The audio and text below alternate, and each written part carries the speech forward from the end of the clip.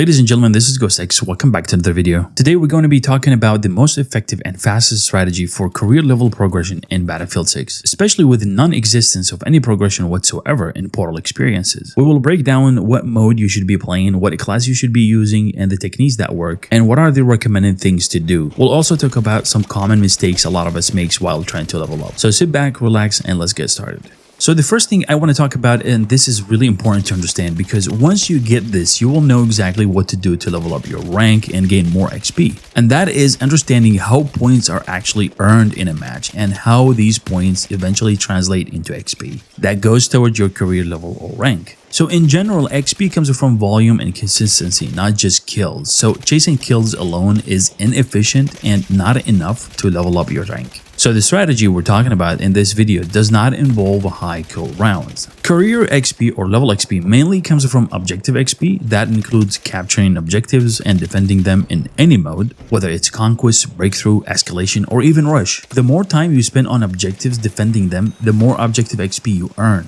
And of course, the more captures you get, the more objective XP you receive as well. On top of that, you also earn XP from squad actions or squad points, and this includes revives and resupplies of your squad mates or your teammates in general. These points stack up very easily and you can earn a lot of them depending on the mode that you're playing. There is also passive XP that comes from using gadgets, whether those gadgets benefit you or the entire team. Just using gadgets consistently will give you career XP. And finally, there's match duration XP. This is basically means the longer you stay in a match, the more XP you earn. This might be obvious to a lot of you guys, but it's important to understand that XP is tied to match length. You want to play modes and matches that don't end too quickly. And you want to finish those matches because there is also end of match XP that goes directly towards your career level and rank. Now let's talk about which mode is actually the best for career XP or leveling up your rank. And this one is kind of a no-brainer. It's a breakthrough mode and most of you probably guessed it. The reason breakthrough is the best mode for career XP is because of the high player density. That means there are almost always enemies around you, which allows you to constantly earn XP, whether you're attacking, defending objective, using gadgets, resupplying, or reviving teammates. That constant engagement is what really separates breakthrough from other modes like conquest. In conquest, engagement isn't always present. You spend a lot of time running between objectives, and during that time you're basically not earning any XP. Sure, you will get objective XP once you capture a flag, but it's still not as effective as staying in one objective and breakthrough or farming consistent XP there. Another big advantage of a breakthrough is that the flow of the match is very predictable. You know where enemies are going to funnel in and when they're going to push objectives. That lets you position yourself properly, use your gadgets effectively, resupply teammates, and get easy revives. On top of that, breakthrough generally has longer rounds, which means more total XP per match. Yes, conquest can sometimes last a long time if tickets drag out, but in general, breakthrough matches tend to be longer as you move from sector to sector, and sometimes it takes forever just to finish one sector, you know what I mean? Another huge point is that defending sectors in breakthrough gives insane passive XP. This is honestly one of the most underrated and strongest parts of the mode. Breakthrough also makes it much easier to farm revives, ammo supplies, and objective defense bonuses overall. I'm not saying you shouldn't play other modes, but if you're focused on leveling up your career level and rank, breakthrough should absolutely be your main mode.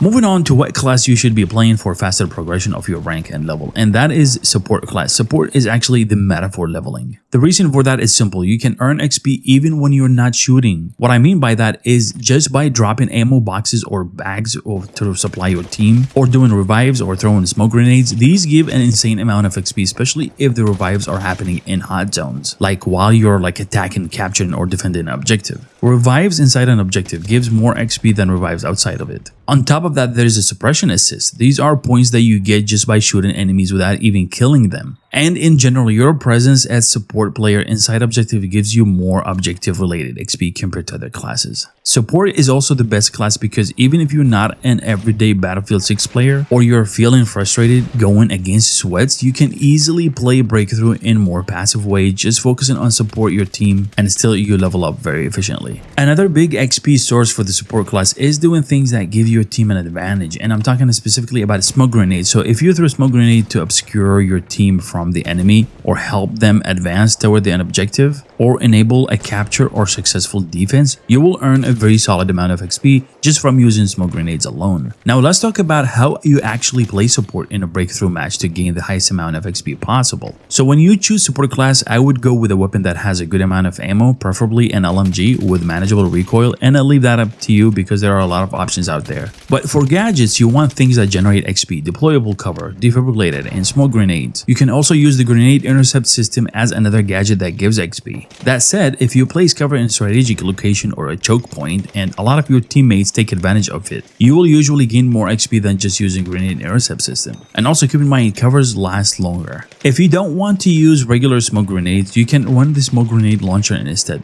That's another solid way to gain smoke assist XP. I wouldn't choose supply pouches as gadgets because you already have a supply bag that you can drop every time it refills. I would also choose combat medic over fire support for the training path. With Combat Medic, your defense gadgets have a 25% higher resupply rate. The intercept system can intercept 2 additional projectiles, and deployable covers take actually 10% less damage. On top of that, when you're dragging a down soldier, you move 20% faster and revives are 2.5 seconds quicker. These are huge advantages that directly help you leveling up in a breakthrough. So for the most part, I would stick with support class the entire match. However, there is a way to squeeze out more XP by temporarily switching classes. For about 5 to 10 minutes, you can switch to recon and use the recon drone to spot enemies, especially when your team really needs spotting. I would use it for a few times and then switch right back to support. Another exception is when there are vehicles that are seriously annoying your team. In that case, you can switch to engineer for about 5-10 minutes, deal with those vehicles, then redeploy and switch back to support. Taking out vehicles gives a lot of XP, and spotting enemies with recon drone also adds a very solid amount of XP. Using these class switches, in a smart way while you are spending most of the match on support will stack a lot of points over the course of the match, and that's how you end up with the highest XP possible by the end. So during the gameplay, what you want to do is try your best to stick to one sector. You don't want to roam the map and waste time.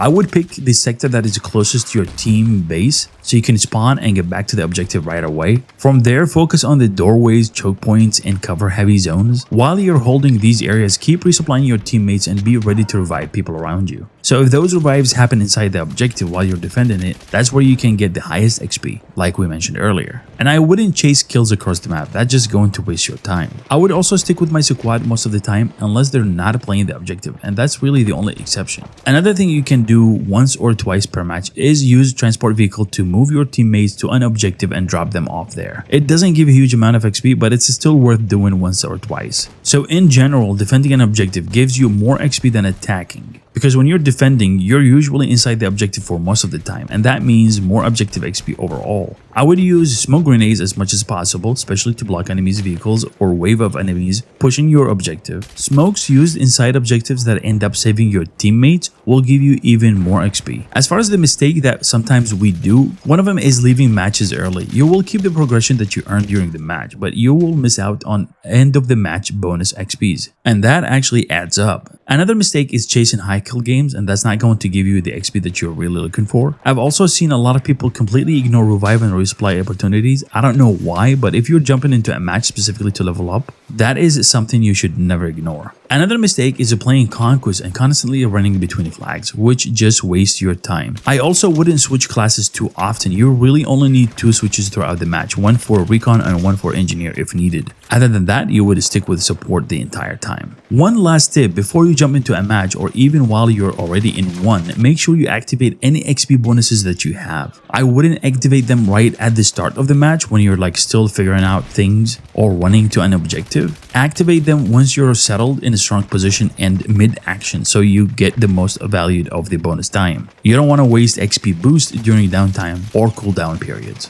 And that's pretty much it, guys. This method might seem a little boring to some people, but it's actually very effective. This is the way I play when I want to level up consistently, and it works every single time. Just remember, at the end of the day, leveling up in Battlefield 6 isn't about dropping crazy kill games. It's about playing smart, playing the objective, and being consistent. If you stick to breakthrough, run support, help your team, and stop wasting time chasing kills, your XP is going to stack up way faster than you think. And if this video helped you out, be sure to drop a like, subscribe for more Battlefield 6 contents, and let me know in the comments what strategy you use to level up. I'll see you in the next one. Cheers.